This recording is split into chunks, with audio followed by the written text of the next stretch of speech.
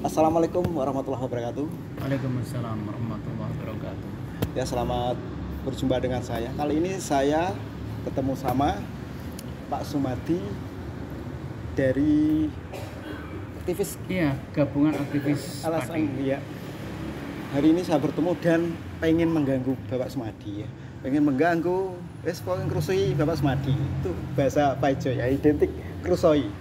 Nah, tapi hari ini kita akan mengulas balik ya apa yang ramai di Pati dari tanggal 1 ya, demo di Pati dari tanggal 1.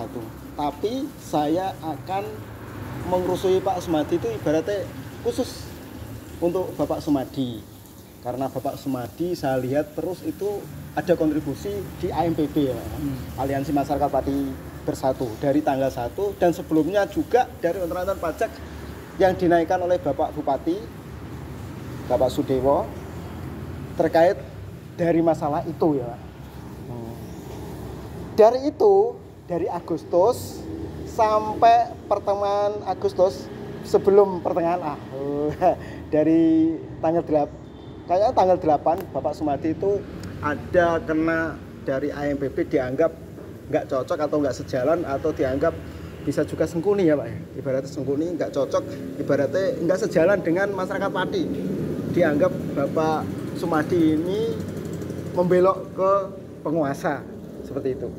Nah, bagaimana Bapak menanggapi hal-hal seperti itu? Ini iya. Selamat siang. Ini salah satu dinamika politik ya yang berkembang di Kabupaten Pati. Jadi itu tidak salah masyarakat dan teman-teman mengatakan saya sebagai orang Sudewo, sengkuni, membelot dan seterusnya, itu hak mereka untuk mengatakan. Tetapi begini, sebenarnya teman-teman itu menjustifikasi seseorang, saya harapkan itu pakai data dan fakta ya. Jadi tidak sekedar kata-kata tanpa didukung oleh fakta, karena hal ini bisa menjadi fitnah. Namun menurut saya, kalaupun saya disebut sebagai apapun itu kata mereka, nggak masalah mas. Nggak masalah. Yang bicara itu kan fakta, bukan kata-kata. Karena ketika ada fakta dan data, kata-kata itu tidak berguna. Lah fakta dan data, saya foto bersamaan dengan Pak Sudewo aja nggak pernah. Terkait itu, ketika malam ya Pak ya, setelah maghrib, saya termasuk juga memviralkan Bapak ya. Memviralkan Bapak, nggak tahu penilaian Pak Sumadi dengan saya itu bagaimana, tapi tetap saya viralkan hari itu. Ketika Bapak Sumadi menjembatani Aliansi Masyarakat Pati Bersatu dengan Mas Husen dan Mas Botok untuk mau ditemui Bapak Sudewo ya, mau ya disambangi di posko saat itu. Dan Bapak Sumadi menemui dulu pihak-pihak terkait, terus waktu itu menimbulkan fitnah yang ya luar biasa. Dan sampai ada kata-kata Bapak Sumadi menerima amplop 20 juta ketika saat itu. Tapi saat itu saya membela dengan suara saya, nggak mungkin kalau Bapak Sumadi cuma terima 20, nggak mau. Kalau dia mau sengkuni itu nilainya mungkin di atas ratusan, kalau 20 juta kok nggak masuk. Pikiran saya, dan memang menjawab narasi seperti itu. Bagaimana Pak tanggapan Bapak Sumadi? Iya begini, jadi apapun yang saya katakan dan saya lakukan itu kan ada perhitungan ya, ada perhitungan. Jadi kenapa saya pada waktu setelah asar sampai dengan setelah maghrib di rumah makan apa itu sebelah Basnas itu, Rumah makan warisan Nyonya. itu warisan Nyonya itu, saya itu tantang Bapak Sudewo.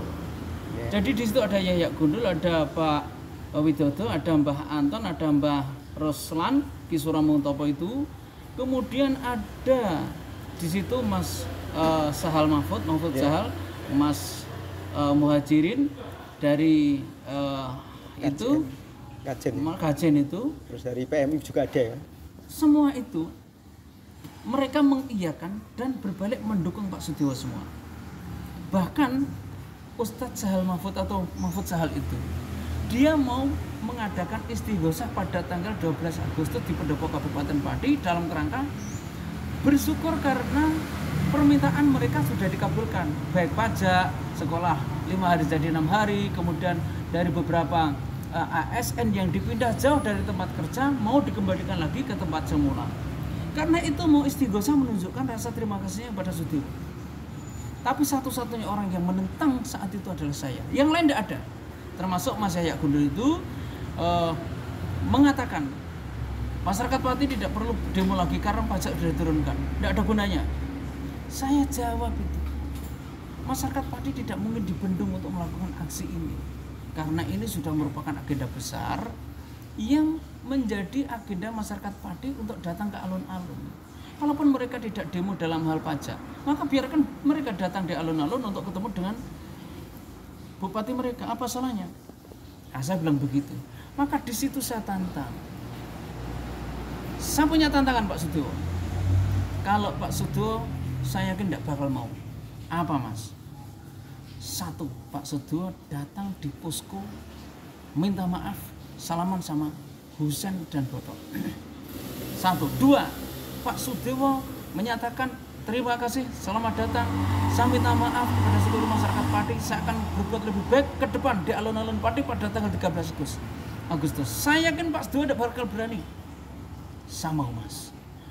Pak Sudiwo mau betul. Dan tanggal 8 Agustus setelah maghrib itu, Pak Sudiwo datang betul di alun-alun itu di pojok. Ya, di posko. Di pojok ya, di posko. Pojok. Kemudian di tanggal 13 Agustus juga Pak Sudiwo mau hadir di depan mereka dan menyatakan minta maaf. Ini saya di luar perhitungan karena saya menganggap Sudiwo itu adalah seorang yang arogan, sombong. Tapi ternyata mau. Nah ini loh, kenapa saya lakukan ini Mas? Saya jawab ya sekarang. Saya sudah punya hitung-hitungan. Karena Anda tugasnya adalah penurunan pajak, bukan yang lain. Maka ketika Anda menuntut yang lain, pasti kalau ini dibarengi oleh emosi dan kebencian, maka Anda akan terjerumus ke dalam lubang yang merugikan Anda sendiri. Maka setelah itu Mas Boto itu membuat statement, masih ada sekarang videonya. Saya sampaikan kepada seluruh warga masyarakat Pati yang mau hadir di 13 Agustus agar ciptakan situasi kondusif, jangan membuat kerusuhan dan keributan. Saya meminta kepada Bapak Kapolresta, siapapun yang membuat kerusuhan dan keributan itu adalah penyusup agar ditangkap. Ya, betul. Itu ada seperti itu. Karena satu sifatnya sayang pada Mas Bodo dan yang lain-lain agar tidak terjerumus di sini, akhirnya saya tuh nasihati semuanya. Sudiwo akan minta maaf, teman-teman bisa berbaikan. Karena misi kita tuh pajak Mas, bukan yang lain. Nah, itu loh. Nah pada akhirnya kalau terjadi seperti ini, akhirnya saya sudah tidak punya tanggung jawab dan beban karena sudah saya ingatkan sebelumnya. Itu.